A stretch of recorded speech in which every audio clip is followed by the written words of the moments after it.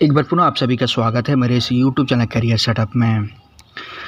ITI के electrician तथा wireman trade के लिए 600 क्वेश्चंस की सीरीज का पहला सेट हम आपके सामने लेकर के आए हुए हैं और इस 600 क्वेश्चन की सीरीज के प्रत्येक सेट में 20 इम्पोर्टेंट क्वेश्चंस होंगे जो कि आईटीआई के वार्षिक एग्जाम तथा सीटीआई के एंट्रेंस एग्जाम दोनों को ध्यान में रख करके बनाए गए। इन दोनों एग्जाम्स के लिए काफ़ी ज़्यादा बेनिफिशियल होंगे क्वेश्चन। और ये जो सेट हैं आईटीआई के इलेक्ट्रीशियन तथा वायरमैन के फर्स्ट ईयर स्टूडेंट्स के लिए है। इसी तरह सेकेंड ईयर के लिए भी अलग से सीरीज स्टार्ट हो जाएगी अभी कुछ दिनों में। फिलहाल अभी जो फर्स्ट ईयर के लिए 20 इंपॉर्टेंट क्वेश्चन का जो पहला सेट है आज हम शुरू करने वाले हैं। इसका पीडीएफ डाउनलोड करना चाहते हैं तो मेरी वेबसाइट careersetup.in पर जा करके इसका पीडीएफ आप डाउनलोड कर सकते हैं। फिलहाल हम आज की इस पहले सेट को चलिए शुरुआत करते हैं और सबसे पहला क्वेश्चन आपके सामने यहाँ पर आता है। न्यूट्रॉन पर आवेश होता है। सबसे पहला क्वेश्चन है न्यूट्रॉन पर कौन सा आवेश होता है? धनात्मक होता है, ऋणात्मक होता है या फिर आवेशहीन होता है या फिर भिन्नात्मक होता है? तो बहुत ज़्यादा इंपॉर्टेंट क्वेश्चन है जो कि अक्सर ये क्वेश्चन पूछा जाता है। और क्वेश्चन नंबर 1 का जो है कि आप सभी को पता होगा, इसका आंसर होगा सी नंबर। जो न्यूट्रॉन पर आवेश होता है वो आवेशी होता है यानी कि न्यूट्रल होता है। तो यहाँ पर पहले नंबर का सी नंबर सही हो जाएगा। नेक्स्ट क्वेश्चन है विद्युत अपघट्य में धारा का प्रवाह किसके कारण से होता है? मुक्त इलेक्ट्रॉन के कारण से, होल्स के कारण से, आयंस के कारण से या फिर न्यूट्रॉन के कारण से? तो क्वेश्चन नंबर 2 का यहाँ पर हो जाएगा बी नंबर सही। जो विद्युत अपघट्य में धारा का प्रवाह होता है वो होल्स के कारण होता है। तो क्वेश्चन नंबर 2 का यहाँ पर बी नंबर सही हो जाएगा। नेक्स्ट क्वेश्चन है जब कांच के टुकड़े को रेशम से घर्षण करने पर रेशम होगा, यानी कांच के टुकड़े को रेशम से जब आप उसको आपस में घर्षण करते हैं तो ऐसे में जो आवेश चार्ज होगा रेशम के ऊपर वो कौन सा होगा? धन आवेशित होगा, ऋण आवेशित होगा, आवेशहीन होगा या इनमें से कोई नहीं होगा? तो क्वेश्चन नंबर 3 का यहाँ पर बी नंबर सही हो जाएगा। जो कांच के टुकड़े पर जब रेशम से घर्षण करेंगे तो उस पर ऋण आवेशित होगा, यानी जो रेशम होगा उसके ऊपर ऋण आवेश जो है कि चार्ज हो जाएगा। तो क्वेश्चन नंबर 3 का यहाँ पर बी नंबर सही हो जाएगा। अगला क्वेश्चन है जो कि बहुत ज़्यादा इंपॉर्टेंट क्वेश्चन है। कूलाम के नियम के अनुसार दो आवेशों के बीच लगने वाला बल। आप सभी लोग इसका जो फॉर्मूले को 10वीं में भी पढ़े होंगे। तो कूलाम के नियम के अनुसार दो आवेशों के बीच लगने वाला बल, इनमें से आपको बताना है कि किसको जो है कि कोरिलेट करता है। दोनों आवेशों के गुणनफल के समानुपाती होता है, कि दोनों आवेशों के बीच की दूरी के वर्ग के व्युत्क्रमानुपाती होता है, या फिर निर्वात की परम वैद्युतशीलता एप्सिलॉन 0 पर निर्भर करता है, या फिर उपयुक्त सभी। तो क्वेश्चन नंबर 4 का अगर आपने पढ़ा होगा, थोड़ा भी ध्यान होगा तो आपको पता होगा क्वेश्चन नंबर 4 का यहाँ पर बी होगा। जो कूलाम के नियम के अनुसार दो आवेशों के बीच लगने वाला बल उन दोनों आवेशों के बीच की दूरी के वर्ग के व्युत्क्रमानुपाती होता है। तो क्वेश्चन नंबर 4 का यहाँ पर बी नंबर सही हो जाएगा। अगला क्वेश्चन है क्वेश्चन नंबर 5 नंबर। विद्युत बल रेखाएं खत्म होती हैं धन आवेश से होकर ऋण आवेश पर, या ऋण आवेश से शुरू होकर धन आवेश पर, या अनियंत्रित, या इनमें से कोई नहीं? तो क्वेश्चन नंबर 5 का यहाँ पर हो जाएगा ए। जो विद्युत बल रेखाएं होती हैं वो धन आवेश से शुरू होकर के ऋण आवेश पर खत्म होती हैं। तो 5 का यहाँ पर बी नंबर सही हो जाएगा। नेक्स्ट अगला क्वेश्चन देखते हैं। क्वेश्चन नंबर 6 है किसी खोखले चालक के अंदर विद्युतीय क्षेत्र की तीव्रता क्या होती है? इकाई होती है, शून्य होती है, समान होती है, फिर असमान होती है? क्वेश्चन नंबर 6 का यहाँ पर हो जाएगा बी नंबर। जो खोखले चालक के अंदर जो विद्युत क्षेत्र की तीव्रता हमेशा शून्य होती है। तो यहाँ पर 6 नंबर का बी नंबर यहाँ पर सही हो जाएगा। नेक्स्ट क्वेश्चन है 7 नंबर। विद्युत धारा क्या है? आप सभी लोग इस क्वेश्चन को पढ़ते आ रहे होंगे अभी तक। विद्युत धारा यानी इलेक्ट्रिक करंट जो होता है वो किस तरह की राशि होती है? सदिश राशि होती है, अदिश राशि होती है, कहा नहीं जा सकता है, कभी सदिश या फिर कभी अदिश। तो क्वेश्चन नंबर 7 का यहाँ हो जाएगा बी नंबर। जो विद्युत धारा होती है वो अदिश राशि होती है। तो क्वेश्चन नंबर 7 का यहाँ पर बी नंबर सही हो जाएगा। ध्यान रखिएगा, बहुत ज़्यादा इंपॉर्टेंट क्वेश्चन है ये, बार बार इस क्वेश्चन को पूछा जाता है। 7 नंबर के यहाँ पे बी नंबर सही हो जाएगा। नेक्स्ट अगला क्वेश्चन है निम्न में से कौन चालकता का मात्रक है? यानी चालकता का इसमें से मात्रक बताना है। यूनिट्स कौन सा है? ओम है, फैराडे है, साइमन है, या फिर हेनरी है? बहुत ज़्यादा इंपॉर्टेंट क्वेश्चन है ये भी। क्वेश्चन नंबर 8 का यहाँ पर सी नंबर हो जाएगा। जो चालकता का मात्रक होता है साइमन होता है।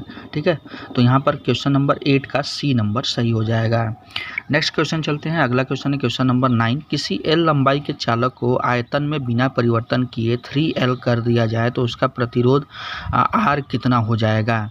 तो जैसा कि मैंने अभी थोड़ी देर पहले बताया था कि जो लंबाई होती है प्रतिरोध के जो प्रतिरोध होता है वो लंबाई के किसी चालक में डबल होता है, यानी उसके वर्ग के बराबर होता है। तो यहाँ पर जो सही आंसर हो जाएगा 9 गुना हो जाएगा, यानी 3L है तो जो प्रतिरोध है 9 गुना हो जाएगा।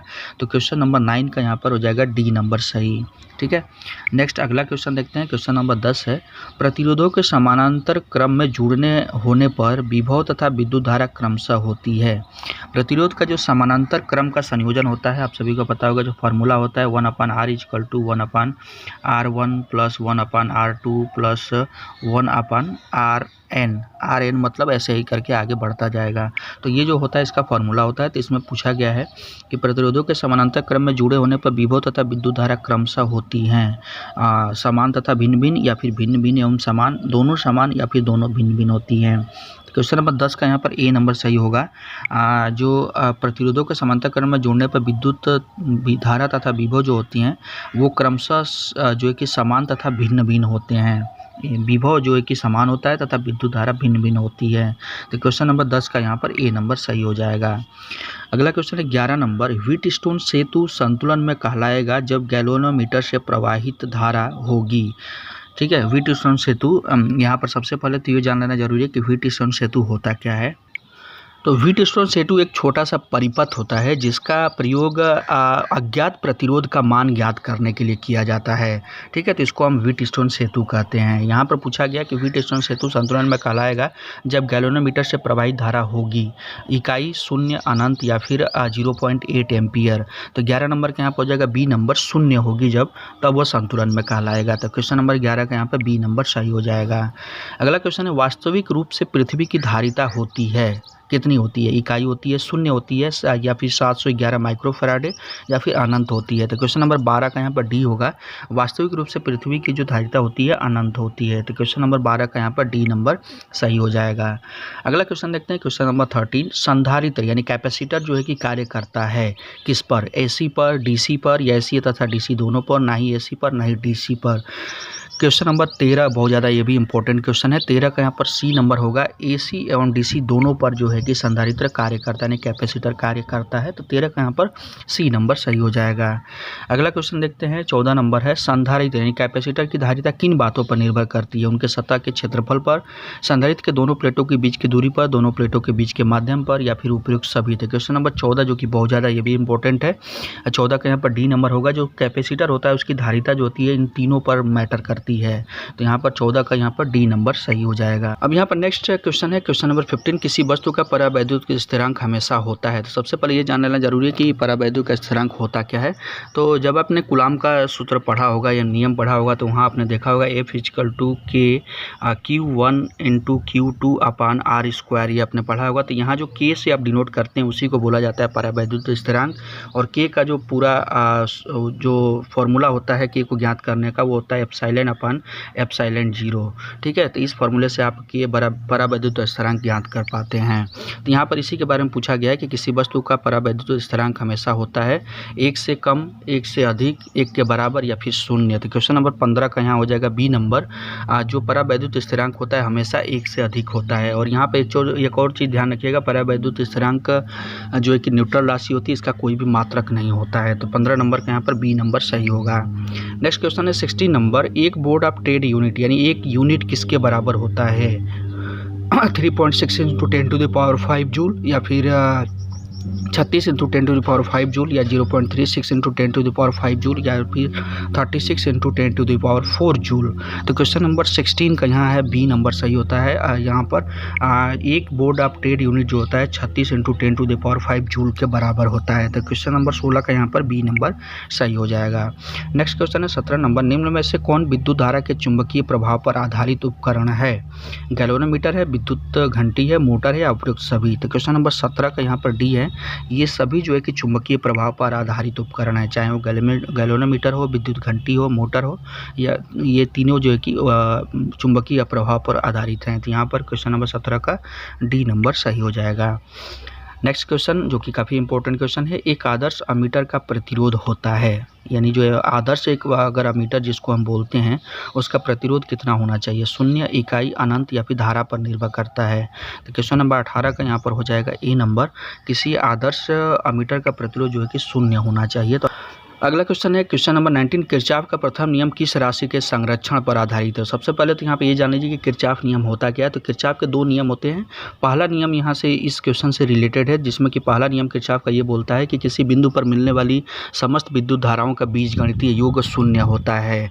तो यहाँ पर इसी के बारे में पूछा गया है कि जो किरचॉफ का प्रथम नियम होता है किस राशि के संरक्षण पर आधारित है। तो क्वेश्चन नंबर 19 का यहाँ पर हो जाएगा डी नंबर, विद्युत धारा के संरक्षण पर आधारित होता है। तो 19 का यहाँ पर बी नंबर सही हो जाएगा। अगला क्वेश्चन है जो कि लास्ट क्वेश्चन है आज के इस सेट का। तो आगे बढ़ने से पहले मैं आपसे रिक्वेस्ट करूंगा कि जो अब अगर आप मेरे चैनल पर पहली बार विजिट करें तो चैनल को सब्सक्राइब तथा साथ में बेल आइकन पर क्लिक जरूर कर लीजिएगा, जिससे कि इन फ्यूचर जो भी अगले सेट में अपलोड करूँ उसका नोटिफिकेशन आपको तुरंत मिलता रहे।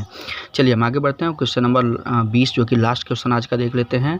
गैल्वेनोमीटर को वोल्ट मीटर में तब्दील करने के लिए जोड़ते हैं श्रेणी में निम्न प्रतिरोध या फिर समानांतर में निम्न प्रतिरोध, श्रेणी में उच्च प्रतिरोध या फिर समानांतर में उच्च प्रतिरोध। तो क्वेश्चन नंबर 20 का यहाँ पर जो है कि सी नंबर सही है। अगर गैल्वेनोमीटर को वोल्ट मीटर में बदलना है तो उसके लिए हम श्रेणी में उच्च प्रतिरोध को जोड़ते हैं, तो जिससे कि गैल्वेनोमीटर वोल्ट मीटर में कन्वर्ट हो जाता है। तो क्वेश्चन नंबर 20 का यहाँ पर सी नंबर सही हो जाएगा।